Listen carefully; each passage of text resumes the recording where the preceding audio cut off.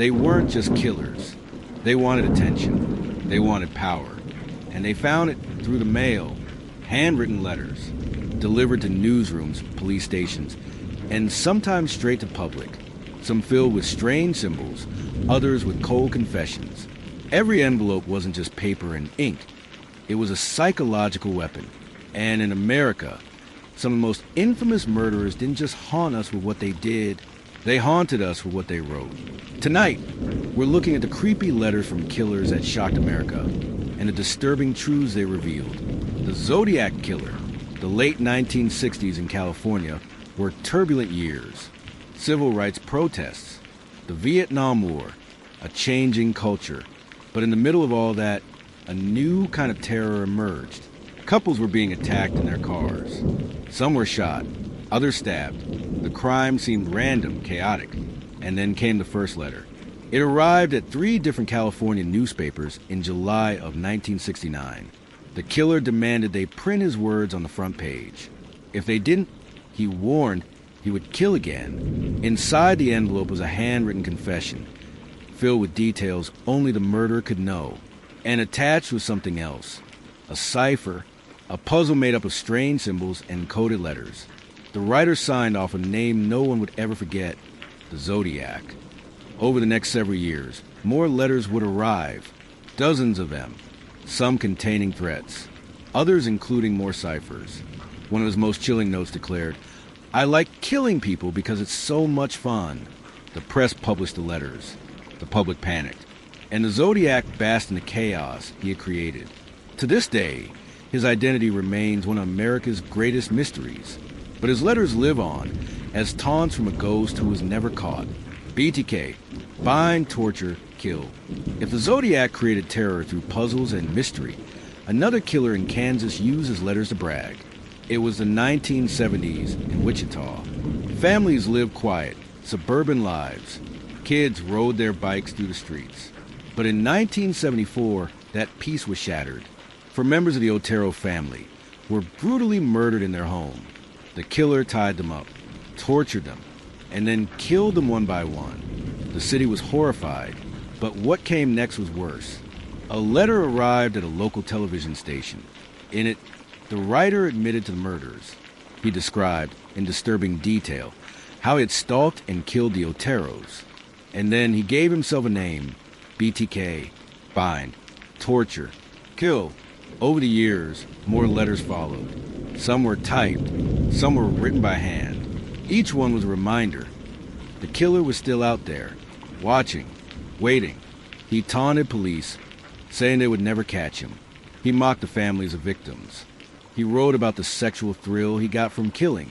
For decades, BTK disappeared into the shadows, then resurfaced with another letter, another clue. He became a legend of fear in Kansas. But it was ultimately his own arrogance that brought him down. In 2004, BTK started writing again after years of silence. In one letter, he asked police if a floppy disk could be traced. Detectives lied, telling him it was safe.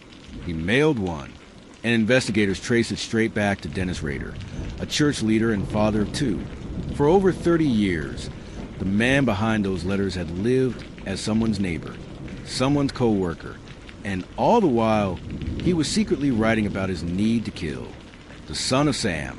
Now, we head to New York City in the summer of 1976. The city was already struggling with crime, poverty, and a heat wave. But what truly paralyzed New Yorkers wasn't the weather. It was a man with a .44 caliber revolver. He attacked couples sitting in parked cars, young women walking home, always striking suddenly, always vanishing into the night. And then came the letter. It was found near the body of a young victim, and another was later sent directly to the police and the press.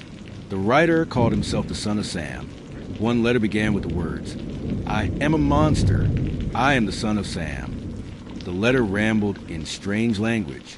He spoke of demons, of voices commanding him to kill. But behind the madness was something clear. He was taunting the entire city. The press published parts of his letters, and fear spread like wildfire.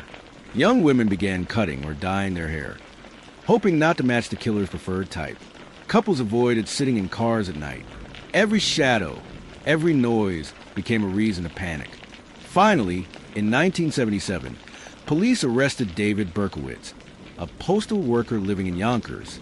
He confessed, claiming that his neighbor's dog was possessed by a demon who ordered him to kill. But it was his letters, his chilling words, that cemented his place in American criminal history. Even after his capture, people feared the idea that someone else could pick up the pen and continue his message. The power of the letters. What made these letters so terrifying wasn't just the words themselves.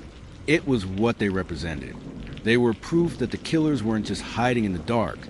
They were in control, that they could reach into the homes of ordinary Americans through a newspaper, that their handwriting could appear on your breakfast table, speaking directly to you. And in some cases, the letters weren't just communication. They were an extension of the crime itself. Every page was another way to wound the victims' families. Every envelope, another reminder that the killer was still free. But sometimes, those same letters became the killer's downfall. BTK couldn't resist writing one more time, and that single mistake ended decades of terror. Today, those letters sit in archives, studied by FBI profilers, revisited by true crime experts, analyzed by historians who see them as dark artifacts of America's most infamous crimes. But to the families of the victims, the letters are not history. They are scars, reminders that their loved ones weren't just murdered, they were mocked. The Zodiac, BTK, Son of Sam, 3 names, 3 stories, all connected by one chilling fact. Sometimes, the scariest thing a killer leaves behind isn't the crime scene, it's the letter. So next time you open a newspaper or glance at a letter in your mailbox, remember this.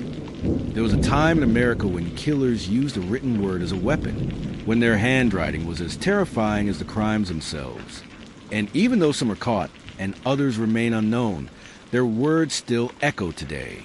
Because in the end, paper and ink can be just as deadly as bullets and knives. If this story unsettled you, share it. Subscribe for more. And never forget, the letters of the past still whisper their warnings in the present.